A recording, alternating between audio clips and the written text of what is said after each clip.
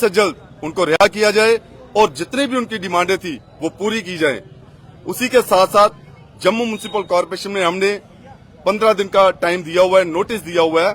आज हमारा दूसरा दिन है प्रोटेस्ट का, फिर हमारा 25 और 26 को प्रोटेस्ट होगा। 27 तारीख को जम्मू म्युनिसिपल कॉर्पोरेशन के जितने भी मुलाजिम है वो काम छोड़ हड़ताल पर चले जाएंगे। अगर हमारी डिमांडें पूरी नहीं होती हैं तो पहली हमारी डिमांड है कि जैसे इन्होंने 1 और 2 जून का टेंडर निकाला हुआ है, 3 जून का टेंडर इन्होंने नहीं किया। उसकी वजह यह है कि ये 3 जून को प्राइवेटेशन में बांटना चाहते हैं। ये हम इस चीज का विरोध करते हैं और मैं डिपार्टमेंट को, गवर्नमेंट को ये कहना चाहता हूं अपनी यूनियन की तरफ से, अगर प्राइवेटेशन 3 जून होता है तो जम्मू म्युनिसिपल कॉर्पोरेशन के जितने भी मुलाजिम है वो चाहे लंबी स्ट्राइक चली जाए, हम सभी मिलकर इस लड़ाई को लड़ेंगे। उसी के साथ साथ जो 600 कैजुअल जो कि 2018 में इन्होंने इंटरव्यू किए, उनके प्रैक्टिकल टेस्ट किए, तो लेकिन अभी तक उनकी जो फाइनल लिस्ट है वो नहीं निकाली। अगर हमारी डिमांडें पूरी नहीं होती है तो जम्मू म्युनिसिपल कॉर्पोरेशन का एक जो मुलाजिम है वो सड़कों पर अगर प्राइवेटाइजेशन होती है तो कितना नुकसान है, कितने परिवारों की रोजी रोटी पर आन बनेगी? देखिए, मैं ये बताना चाहता हूं कि आज जम्मू म्युनिसिपल कॉर्पोरेशन में हमारे बच्चे जो हैं मुलाजमों के वो काम कर रहे हैं, एनजीओ पर लगे हुए हैं। एक उम्मीद होती है कि गवर्नमेंट हमें सैंक्शन देगी। जैसे कि आपको तो पता ही है कि पहले हमें 200 बंदों की सैंक्शन दी, वो हमारे कैजुअल हुए, उसके बाद में वो परमानेंट हुए। फिर उसके बाद में 600 की सैंक्शन दी, आज वो 600 भी हमारा जो है वो परमानेंट हो गया है। तो ऐसे हमें उम्मीद होती है कि कल को गवर्नमेंट हमें सैंक्शन देगी और हमारे बच्चे जो हैं वो डेली विजिटर होकर परमानेंट होते हैं। अगर पूरे का पूरा प्राइवेटाइजेशन कर देते हैं उससे हमारे पूरे मुलाजमों को नुकसान है।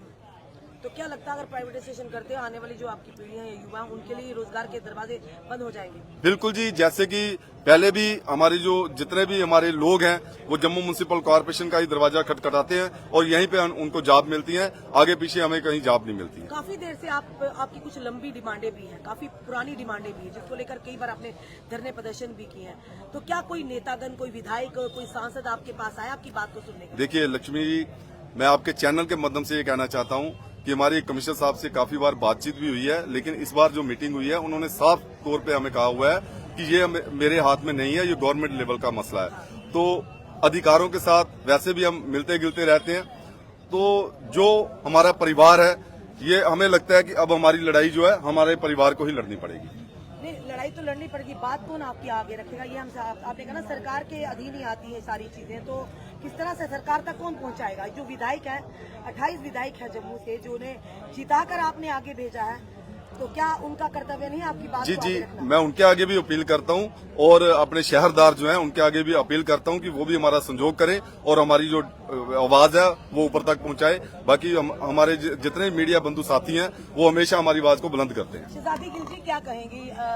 अधिकार के लिए आपको क्यों उतरना पड़ता है, आप लोगों को बैठना पड़ता है धरने प्रदर्शन? रेशमा जी, आप जानते हो, आप मीडिया में काफी देर से हो और आप हमारे म्युनिसिपल कॉर्पोरेशन में हर प्रदर्शन में आते रहे हो, हर प्रोग्राम में आते रहे हो। आपने जब भी देखा है हमें अपनी लड़ाई खुद ही लड़ना पड़ता है और अपने हक के लिए खुद ही लड़ना पड़ता है। और जब तक बच्चा रोता नहीं है, माँ दूध नहीं देती। रही बात, आपने अभी प्रधान जी से एक क्वेश्चन पूछा है कि कोई भी इतने जो विधायक आपने जिताए हैं तो उनमें से कोई नहीं आया, वो तो हमारे ऊपर हमारे बरखिलाफ चल रहे हैं, जिनको स्मार्ट सिटी मिल रही है। मैं अपने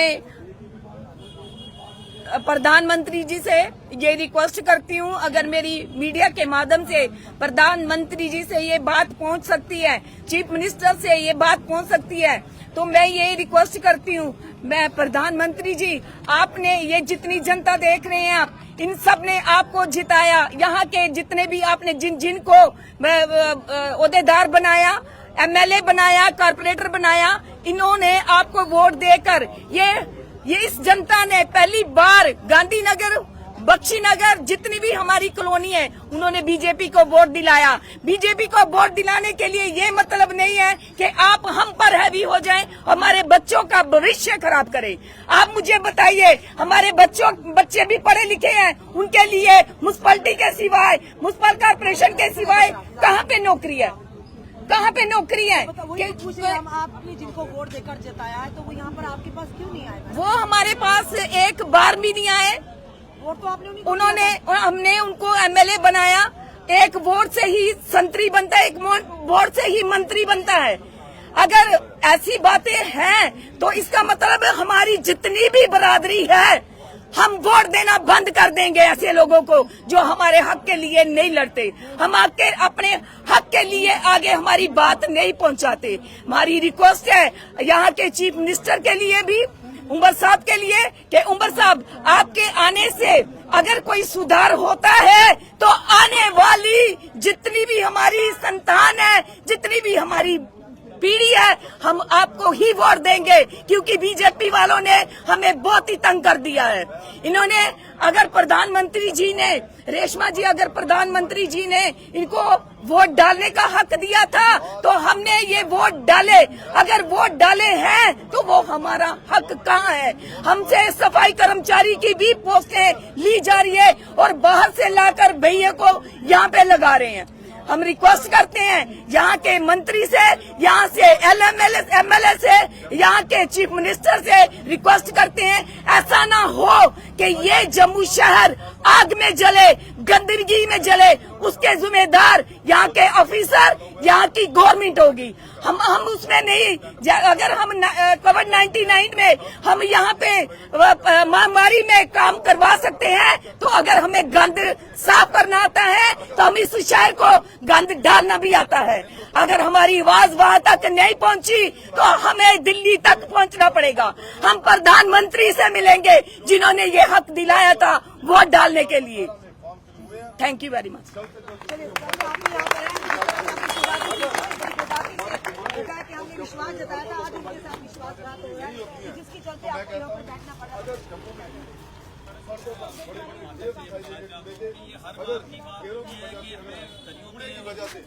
आके ही कुछ मिलता है, लेकिन जैसे आपने क्वेश्चन पुट किया कि यहाँ पे एमएलए ने आपके बारे में क्या सोचा है, 10 साल से हम बीजेपी को वोट दे रहे हैं, उनको जिताया है, इस बार में सरकार ही दूसरी लाई है, हमने नहीं लाई।